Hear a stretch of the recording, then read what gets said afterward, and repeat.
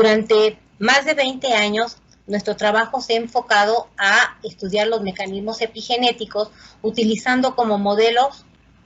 parásitos y el hombre, de manera particular, el cáncer de páncreas. ¿Pero por qué utilizar estos modelos? Bueno, en el caso de Plasmodium, nosotros hemos utilizado a este parásito porque es el responsable de producir la malaria o paludismo, enfermedad que ocupa el primer lugar como parasitosis a nivel mundial, ya que es el causante de más de 1 millón de muertes anuales alrededor del mundo. En el caso de cáncer de páncreas,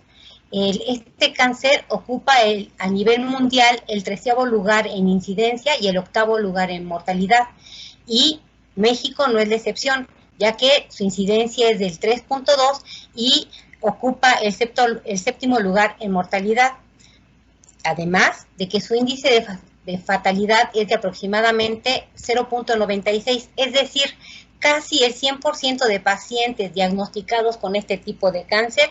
muere a menos de un año de este diagnóstico. Debido a esto es que nosotros hemos querido estudiar a estas enfermedades. Pero la siguiente pregunta que surge en este momento es ¿por qué quiero estudiar estas dos enfermedades a nivel epigenético? Si durante mucho tiempo se ha demostrado que hay mutaciones que ocurren a nivel del DNA juegan un papel importante en el desarrollo de ambos tipos de enfermedades. Sin embargo, recientemente se ha demostrado el importante papel que juegan los mecanismos epigenéticos en regular la expresión de genes. Pero antes quisiera recordarles por qué los mecanismos epigenéticos son importantes. Como ustedes recordarán, nuestra molécula de DNA o de ácido desoxirribonucleico es la molécula que contiene la información genética de todos los seres humanos. Debido entonces a que esta molécula es tan importante, ya que sin ella no habría vida, es muy importante tener varios mecanismos que nos permitan regular su expresión y que dicten cuándo, dónde y cuánto se va a expresar un gen durante el desarrollo. Es decir, nosotros tenemos el DNA en donde se encuentran todas las instrucciones de cómo, de la información genética que debe de contener una célula, pero van a ser los mecanismos epigenéticos que van a regular cuándo, dónde y cuánto se va a expresar un gen durante el desarrollo. Es por eso que estos mecanismos juegan un papel muy importante en regular la expresión de genes, por lo que entonces nosotros podemos definir a la epigenética como aquellos mecanismos moleculares que regulan el encendido y apagado de genes sin que se modifique la secuencia de DNA, los cuales son heredables y reversibles. Actualmente, estos mecanismos pueden actuar a dos niveles, a nivel de DNA o a nivel de cromatina. A nivel de DNA, los mecanismos que se han estudiado con mayor detalle ha sido sobre todo la metilación y recientemente la hidroximetilación del DNA. A nivel de cromatina, las modificaciones posttraduccionales, variantes de histonas, la organización espacial de los cromosomas, es decir, la arquitectura nuclear y los RNA no codificantes, tanto largos como cortos. Como ustedes verán, entonces estos mecanismos epigenéticos van a regular cuándo, dónde y cuánto un gen va a ser expresado. Y actualmente nosotros hemos podido publicar varios artículos que han demostrado que los mecanismos epigenéticos, ya sea modificaciones posttraduccionales de las histonas, RNA no codificantes largos, arquitectura nuclear y complejos remodeladores, regulan la expresión de genes en Plasmodium falciparum. Y recientemente nosotros también hemos podido demostrar que mecanismos epigenéticos como modificaciones posttraduccionales de histonas y variantes de histonas participan de manera muy importante en el desarrollo del cáncer, lo cual también nos ha permitido empezar a desarrollar nuevas líneas como es empezar a tratar de disectar o encontrar drogas que puedan funcionar como epidrogas contra el cáncer pancreático. Así como tratar de estudiar cómo microRNAs pueden participar en el mantenimiento o en regular la expresión de genes implicados en el cáncer de páncreas y también el empleo de estos microRNAs como biomarcadores epigenéticos para el diagnóstico del cáncer de páncreas. A continuación les presentaré el trabajo realizado por la ahora doctora Daniela Lozano Amado, quien ella ha trabajado con el parásito entamoeba histolítica y cuyo propósito consistió en tratar de dilucidar qué mecanismo epigenético podría estar involucrado en regular el enquistamiento de entamoeba invadens. Muchas gracias, Dani, adelante. Bueno, como mencionó la doctora Rosaura, yo soy egresada del Departamento de Biomedicina Molecular, en donde realicé mis estudios de maestría y de doctorado en el laboratorio de la doctora Rosaura Hernández. Mi línea de investigación se enfocó en el estudio de mecanismos epigenéticos que están involucrados en el enquistamiento de entamoeba. Entamoeba histolítica es el agente causal de la amibiasis, la cual es considerada una de las parasitosis más importantes a nivel clínico tanto en México como a nivel mundial. Este parásito alterna entre dos ciclos de vida, el quiste, que constituye la fase infectiva, y el trofozoito, que incluye la fase invasiva. Cuando el trofozoito dentro del hospedero no encuentra las condiciones adecuadas dentro del intestino del hospedero humano, ocurre un proceso que se conoce como enquistamiento, que involucra la conversión del trofozoito a quiste, lo que le permite al parásito la adaptación y sobrevivencia bajo condiciones de estrés, así como la transmisión de la enfermedad.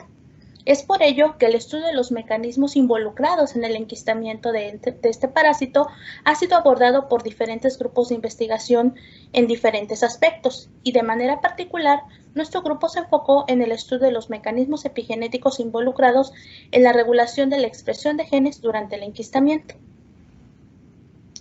De los diferentes mecanismos epigenéticos que han sido descritos, como ya mencionó la doctora Rosaura, nosotros nos enfocamos en conocer el papel de la acetilación de las histonas en el enquistamiento de entamoeba invadens. Para ello, nosotros utilizamos a la tricostatina A o TCA, el cual es un inhibidor de desacetilasas de histonas, también conocidas como HDAC. La tricostatina A bloquea la actividad de las HDAC de las clases 1 y 2, lo que ocasiona una hiperacetilación de histonas. Para conocer el impacto de esta hiperacetilación de histonas, nosotros realizamos la inducción del enquistamiento en presencia y en ausencia de TCA durante 24 horas. Nuestros resultados mostraron una clara disminución en la formación de quistes en las células que fueron tratadas con TCA en comparación con las que no fueron tratadas, por lo que esto nos sugiere que la hiperacetilación de las histonas ocasionada por el tratamiento con un inhibidor de HDAC, como es TCA, afectó negativamente el enquistamiento. Para identificar qué genes fueron desregulados por la hiperacetilación de las histonas, se realizaron ensayos de RNA-seq en células tratadas y no tratadas con TCA. Y mediante un análisis de ontología de genes, pudimos determinar a qué procesos biológicos se encontraban asociados los transcritos diferencialmente expresados. Este análisis nos indicó que los transcritos que mostraron un incremento en sus niveles de expresión están asociados con procesos biológicos como fosforilación de proteínas, procesos metabólicos de macromoléculas y transporte de proteínas. Pero de manera interesante, en el caso de los transcritos cuyos niveles de expresión se encontraron disminuidos, estos participan en procesos biológicos como procesos catabólicos de quitina, procesos metabólicos de DNA, respuesta celular a estrés y metabolismo derivado de carbohidratos, los cuales en su mayoría están asociados a diversas rutas metabólicas cuya participación en el enquistamiento ha sido descrita ampliamente por el grupo del Dr. Tomo Nosaki. De manera interesante, identificamos que a partir del análisis de los datos de los genes diferencialmente expresados, varios genes involucrados en la vía de biosíntesis de quitina se encontraron disminuidos, así como genes involucrados en la síntesis de poliaminas y del ácido gamma-aminobutírico. Entre los genes más interesantes en los cuales se encontró una disminución es el caso de la enzima encargada de la degradación de glucógeno, que es la glucógeno fosforilasa, la cual lleva a cabo la función de transformar el glucógeno a glucosa para que ésta pueda ser utilizada durante la vía de la síntesis de quitina. También se encontró otras enzimas que están río abajo de glucosamina 6-fosfato, la cual no permite que este intermediario pueda ser transformado a quitina, que es el producto final de la vía y que se sabe que es el polisacárido indispensable para realizar la formación de la pared del quiste.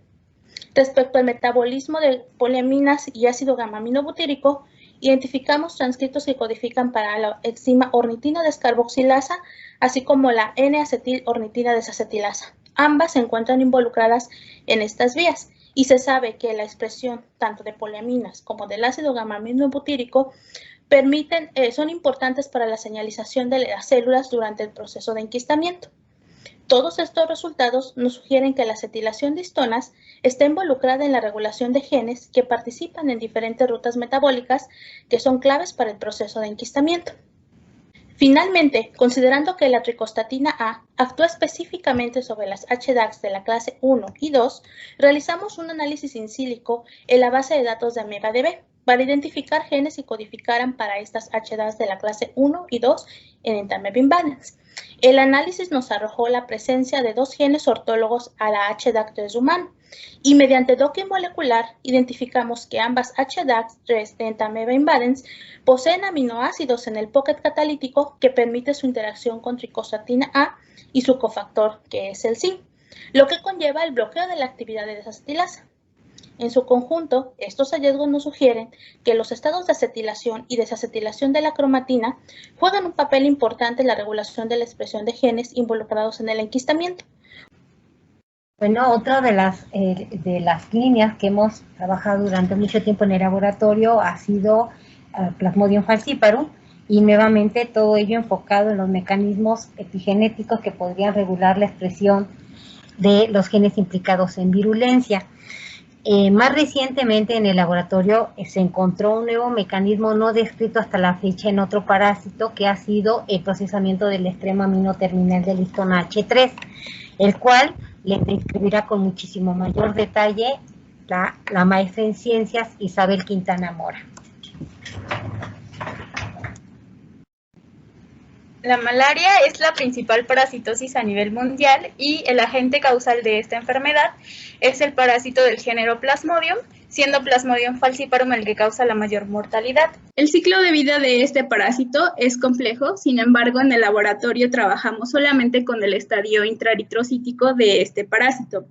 en donde cuando este parásito infecta a los eritrocitos sanos, se diferencia en una forma inmadura llamada anillo, una forma intermedia denominada trofozoito, para finalmente dar origen a una célula multinucleada denominada esquizonte, que va a originar de 16 a 32 merozoitos, los cuales al salir del eritrocito pueden infectar a otros eritrocitos sanos o bien diferenciarse hacia gametocitos.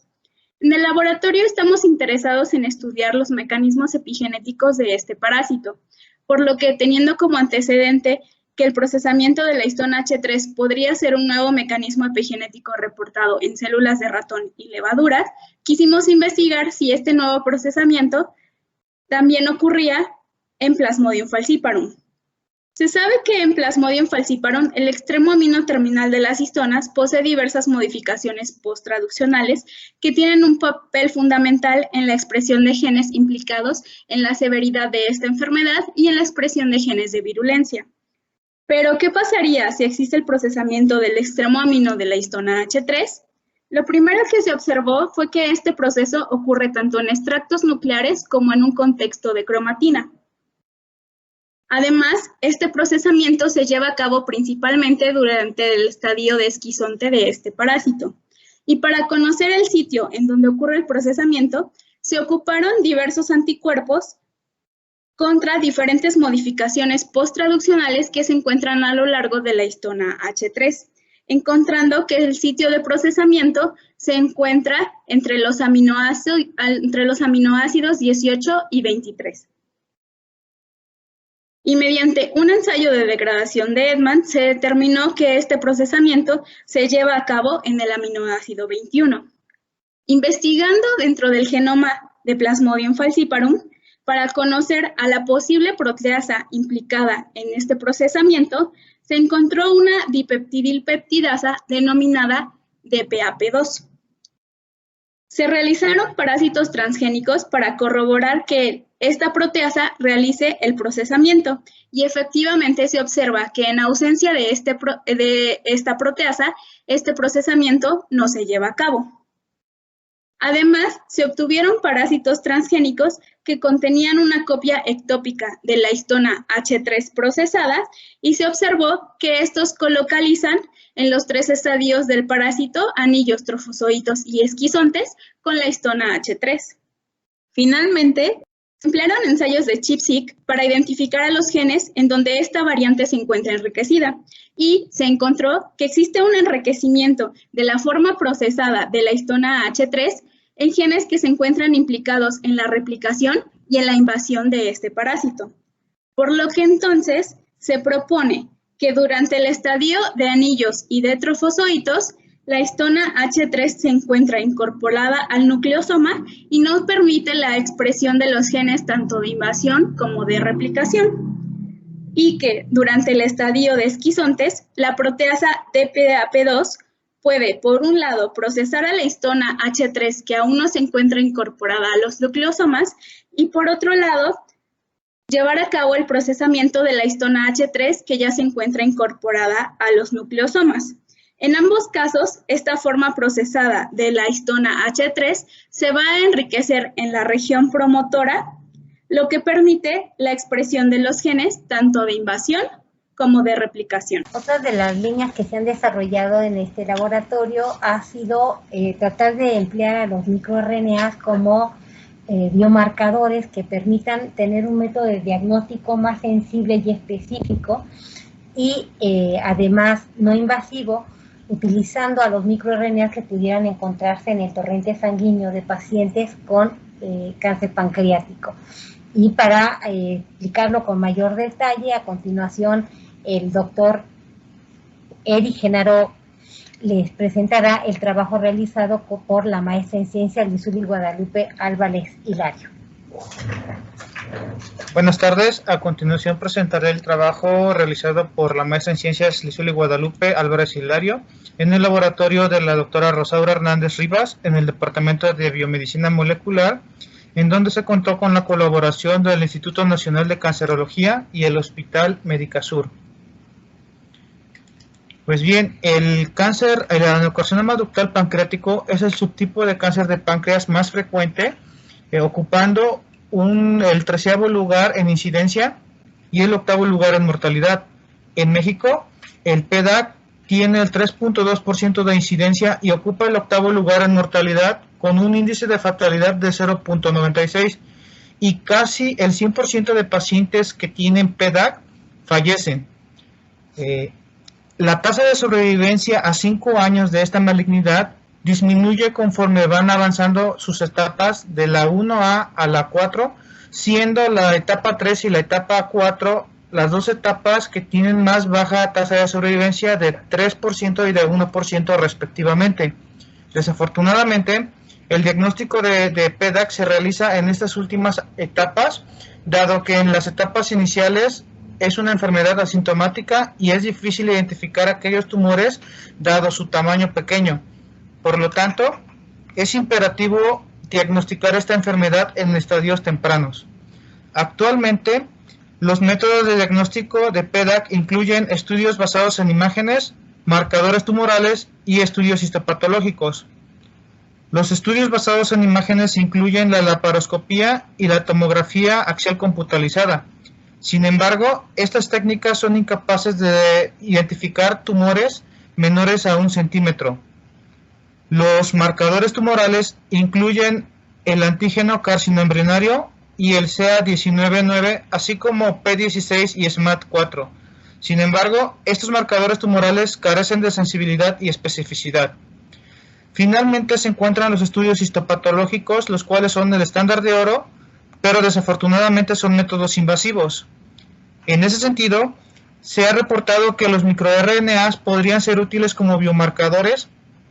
dado que se encuentran presentes en prácticamente todos los biofluidos, incluyendo el torrente sanguíneo. Además, son fáciles de obtener, son específicos para cada tipo de cáncer, son muy estables, se pueden detectar a partir de 45 picogramos y están presentes tanto en estadios tempranos o tardíos de la enfermedad. Por lo tanto, en el laboratorio se determinó la expresión diferencial de estos microRNAs en muestras de tejido, controles, así como muestras de pacientes con PDAC en diferentes etapas, como son la 2A, la 2B, la 3 y la 4. Posteriormente se determinó la expresión diferencial mediante el uso de microarreglos tomando en cuenta un fold chain mayor a 2 y un valor de P menor a 0.001, identificando un total de 33 microRNAs expresados diferencialmente. Después, se buscaron aquellos microRNAs que estaban presentes en otras enfermedades asociadas a páncreas, como la pancreatitis y la diabetes. Seguido a esto, se realizó la sustracción de estos microRNAs, quedándonos únicamente con 25 microRNAs expresados diferencialmente en PDAC.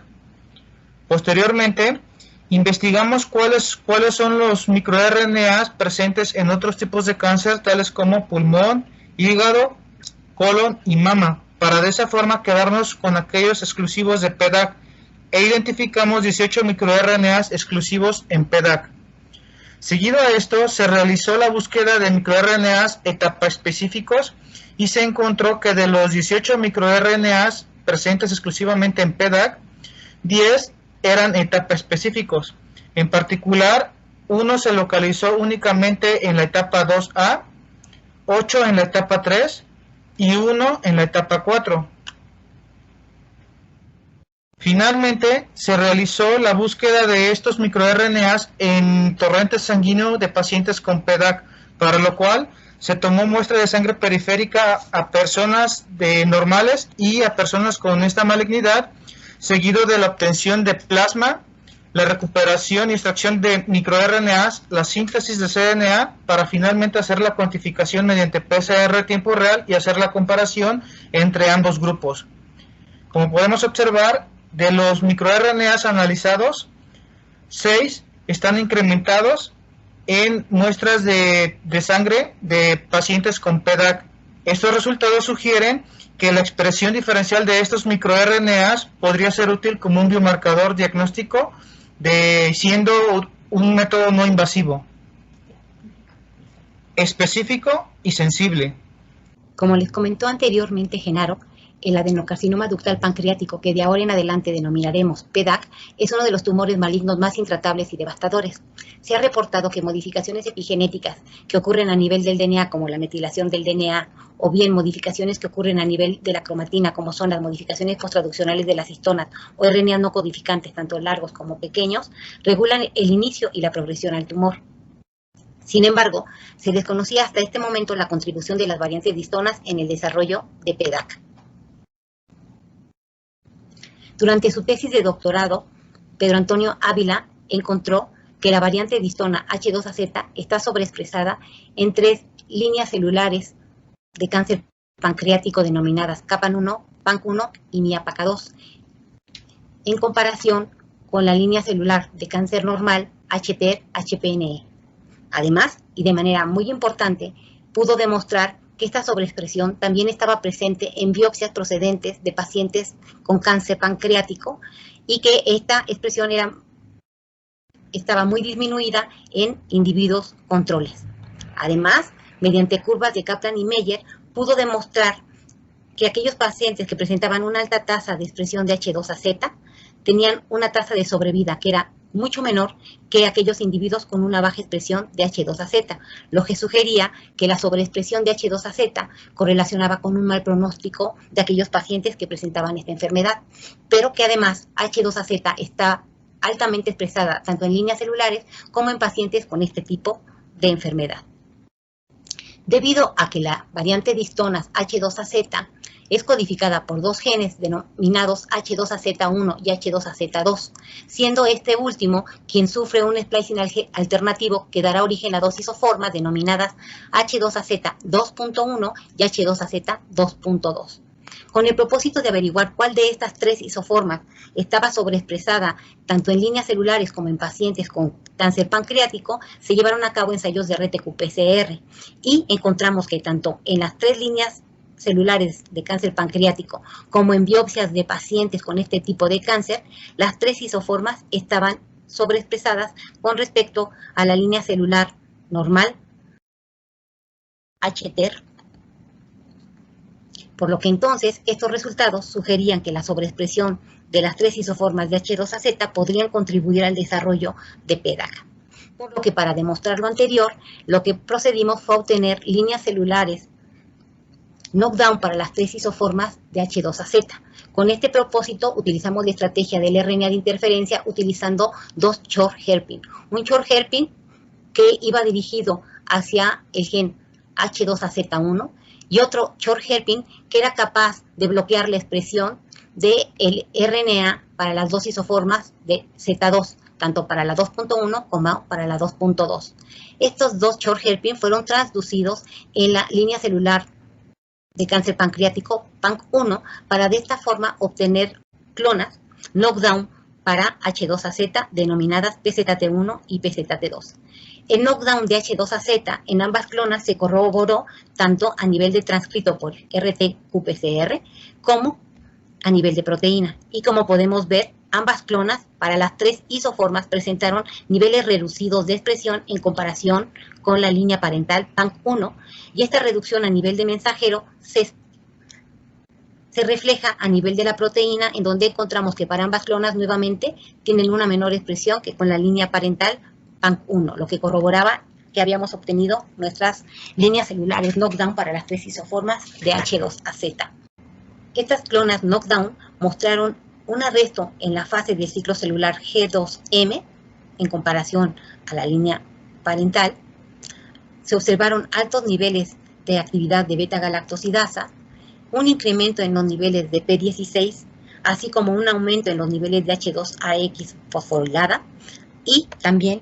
un aumento en los niveles de expresión de la interleucina 8. Todos estos han sido demostrados son procesos biológicos que están asociados con un fenotipo de senescencia, lo que nos indica entonces que la reducción de las 3 isoformas de H2AZ genera un fenotipo de senescencia celular en la línea PANC1, evitando de esta forma el desarrollo del cáncer pancreático, mientras que la sobreexpresión de H2AZ permite el desarrollo de PDAC. Además, también se observó que el knockdown de las 3 isoformas de H2AZ ahora hace que las clonas knockdown sean mucho más sensibles, 2.48 y 1.69 veces más sensibles al tratamiento con gemcitabina, que es la droga de selección para tratar a este tipo de cáncer. Es decir, que la ausencia de H2AZ revierte la quimioresistencia y ahora las células se vuelven más sensibles al tratamiento. Y esto se debe porque se observó que aquellos genes de quimioresistencia en la clona parental están más expresados, mientras que en la clona knockdown para las 3 isoformas de H2AZ están reducidos. En contraste, en la clona knockdown PZT2 encontramos que los genes involucrados en la sensibilidad a gemcitabina están incrementados, mientras que en la línea celular PANC1 parental, estos están reducidos, lo cual explica entonces por qué al tener incrementados los niveles de sensibilidad en nuestras clonas knockdown, ahora se vuelven más susceptibles al tratamiento con gemcitabina. También encontramos que al inocular la línea parental PANC1, así como las 2 clonas knockdown para las 3 isoformas de H2AZ en ratones NuNu, se produjeron tumores que son mucho más pequeños, aproximadamente 3 a 4 veces más pequeños que la cepa parental, por lo que todo esto nos indica que el knockdown de H2AZ revierte la quimioresistencia a gemcitabina y el crecimiento del tumor in vivo. Todos estos hallazgos nos permiten sugerir que la sobreexpresión de las isoformas de H2AZ favorecen el desarrollo de PDAC, permiten el crecimiento del tumor, es decir, la tumorogénesis, producen la quimioresistencia a la gemcitabina y por lo tanto esto conlleva que estos individuos presenten una pobre sobrevida, mientras que cuando disminuimos